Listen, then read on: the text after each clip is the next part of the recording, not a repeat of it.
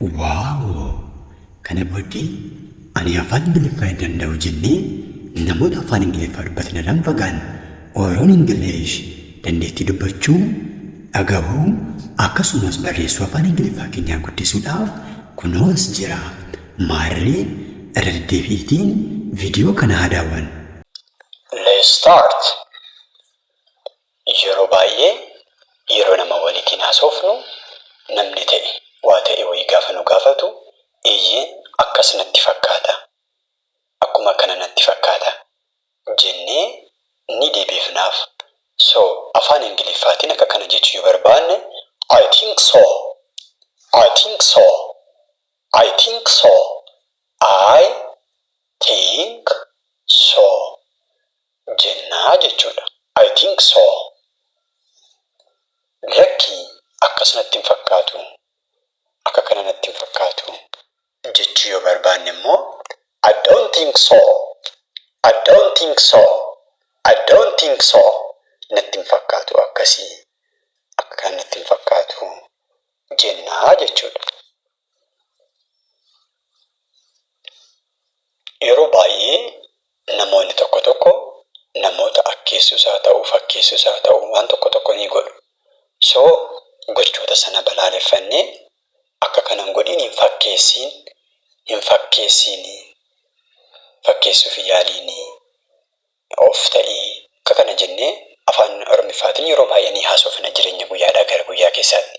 So afaan Ingiliffaatiin akka kana jechuu barbaanne don't pretend, don't pretend, don't pretend, do not pretend, don't pretend jennaa jechuudha. Hin fakkeessiin, sitti hafu hin fakkeessiin jechaa jirraa jechuudha.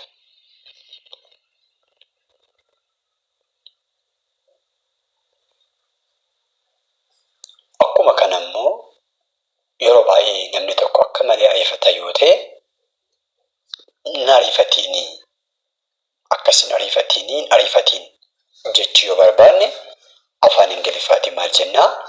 Don't rush, don't rush, don't rush, do not rush, do not rush, don't rush, don't rush jennaa jechuudha.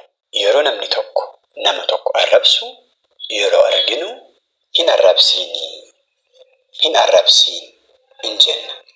So afaan Ingiliffaatiin kana maal jennaa? Don't swear, don't swear, don't swear, do not swear, do not swear, don't swear jennaa jechuudha.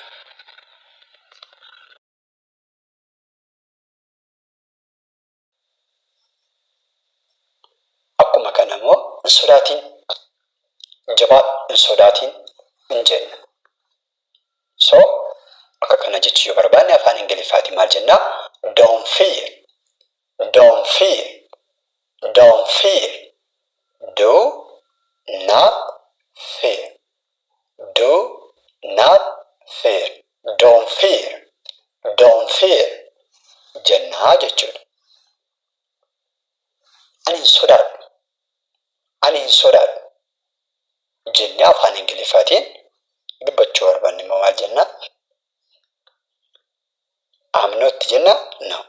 I don't fear, I don't fear, I don't fear, I do not fear jennaa jechuudha.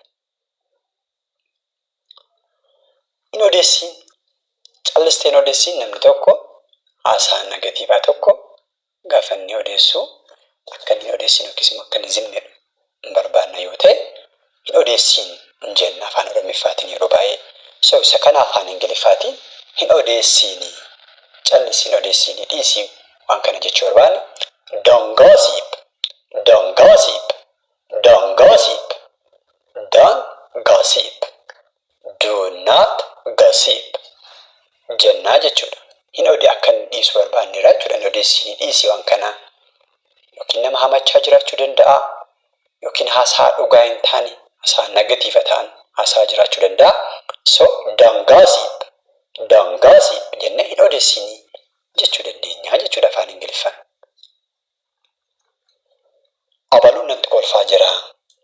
inni natti kolfaa jira hin jenna yeroo baay'ee. So afaan Ingiliffaatiin inni natti kolfaa jira, anatti kolfaa jira jechuu barbaanne maal jennaa? He's laughing at me. He's laughing at me. He's laughing at me. He is laughing at me. He is laughing at me. He's laughing at me. He's laughing at me. Inni natti kolfaa jira. Yoo namicha beekne ta'e maqaa isaa bakka buufnee bakka Mr. X is laughing at me jechuu dandeenya jechuudha.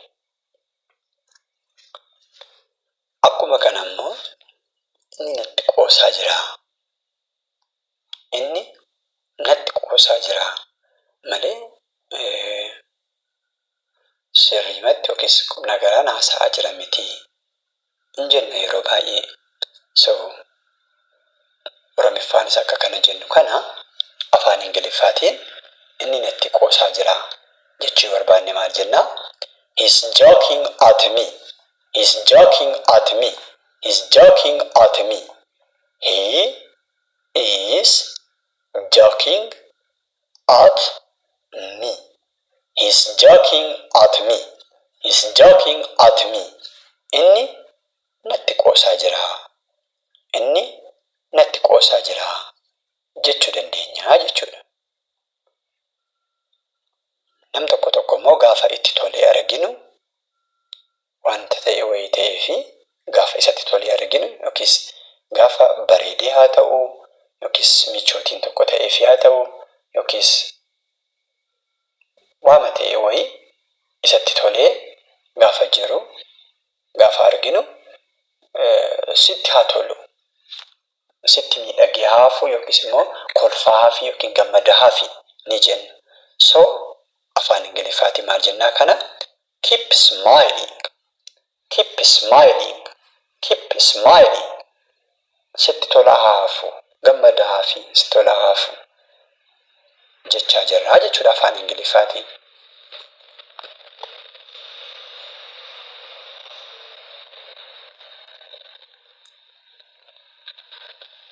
Akkuma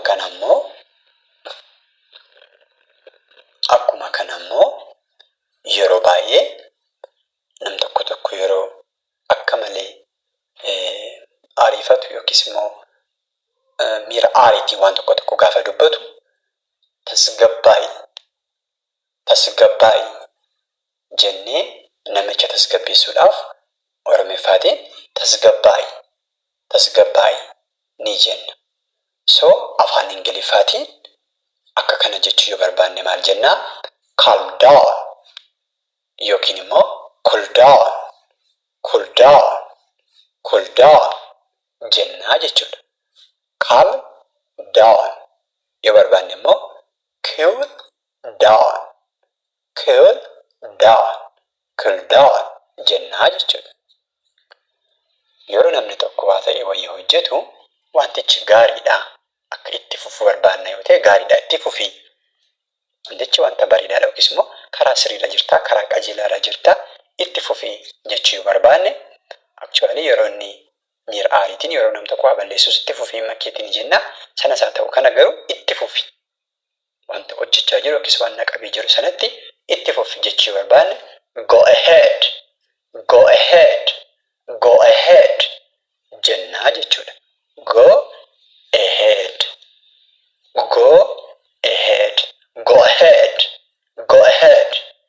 jennaa jechuudha. Itti fufi wanta jirtu kanatti itti fufi jechaa jirraa jechuudha.